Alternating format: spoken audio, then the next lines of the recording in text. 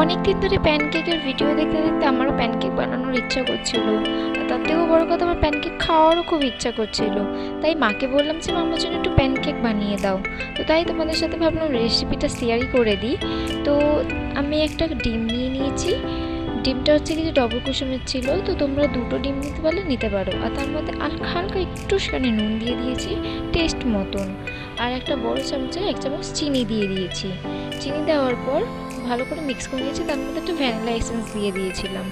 ভালো করে মিক্স করে নেওয়ার পর, মানে ডিমটাকে ভালো করে ফেটে নেওয়ার পর ওর মধ্যে আমরা দুধ অ্যাড করবো।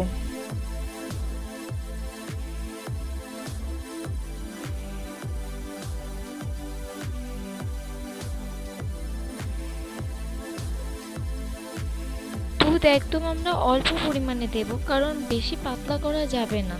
তারপর ওটা খুব ভালো করে নাড়ানোর পর আমরা ওর মধ্যে ময়দা অ্যাড করব। মানে ময়দা একটু হালকা পরিমাণে অ্যাড করব। তার ময়দা অ্যাড করার পর একটু মিক্স করে ওর মধ্যে আমরা বেকিং পাউডার দেব।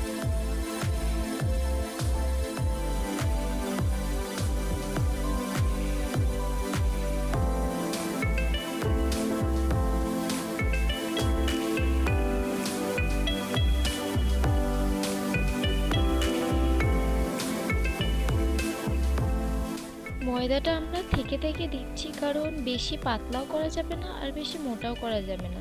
ময়দাটাকে ভালো করে ফেটিয়ে নেওয়ার পর আমরা ছোট্ট 1 চামচের মধ্যে বেকিং পাউডার দেব। ওটাকে দিয়ে ভালো করে নাড়বো। আর তারপর তোমরা দেখতেই পাবে যে মানে এটা বেশি পাতলাও হয়নি, বেশি মোটাও হয়নি, একদম মিডিয়াম রয়েছে।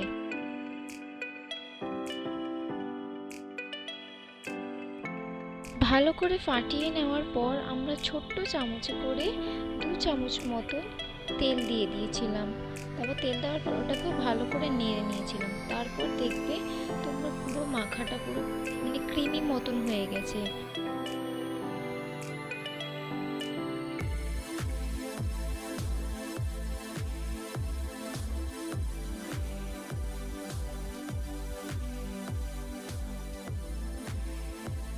এটাকে ভালো করে ফেটে নেওয়ার পর তোমাদের দেখবে এটা মানে মাখাটা খুব এরকম নরম আর সফট মতন হয়ে যাবে।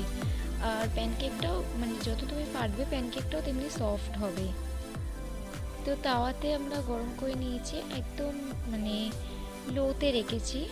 আর একটা টিস্যুতে করে হালকা করে তেল মানে চুবিয়ে ওর উপরটা মানে মুছিয়ে নিয়েছি। আর একটা গোল হাতায় করে আমরা পুরোটা ঢেলে দিয়েছি। যেহেতু আমি মানে ছোট্ট মতো বানাচ্ছি, তোমরা যদি একটু বড় বানাতে চাও তাহলে তোমরা এর থেকে একটু বড় হাতা ইউজ করতে পারো বা ডবল বার করে ঢালতে পারো আর সাইড দিয়ে ছড়িয়ে দিতে পারো। আর আমি বেশি মোটা করছি না, প্যানকেকটা আমি খুব পাতলাই করছি, পাতলা পাতলা ভাল লাগে। আর তোমরা যদি বেশি পোড়া পোড়া না খেতে চাও তো তাহলে তোমরা হালকা বাবলস উঠলেই তোমরা ওটা পাল্টিয়ে দেবে। যেহেতু আমি একটু বেশি পোড়া পোড়া ভালোবাসি, তাই আমি অনেকটা বাবলস হয়ে যাওয়ার পর ওটাকে উল্টাচ্ছি আর ওটা বেশ পোড়া পোড়া হয়ে যায়। ওটাকে আমরা 1 মিনিট পাক্কা পুরো 1 মিনিট মতন বেক করার পর আমরা ওটাকে উল্টেছি।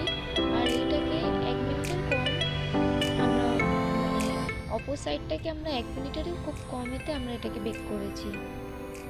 আর একদমই তেলের পরিমাণ কমই দিয়েছি, কারণ তেল বেশি এটাতে দেওয়া যায় না।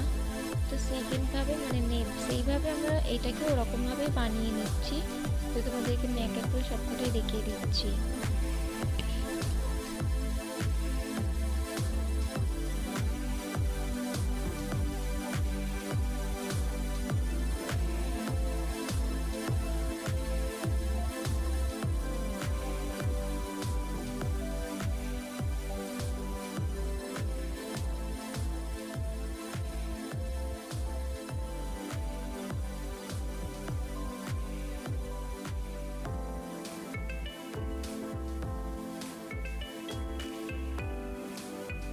তো দেখো প্রচণ্ড নরম নরম হয়েছে, স্পঞ্জি মতন পুরো নরম সফট হয়েছে।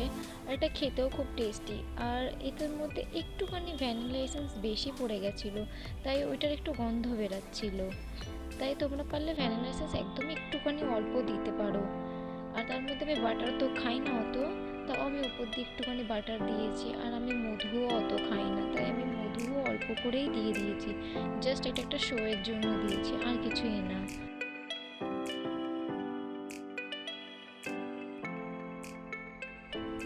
তোমাদের দেখাচ্ছি ভেঙে।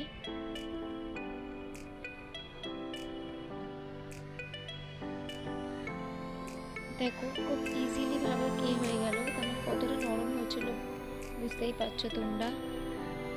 আজকে ভিডিওটা এতটাই, তোমাদের যদি ভালো লাগলে লাইক করো।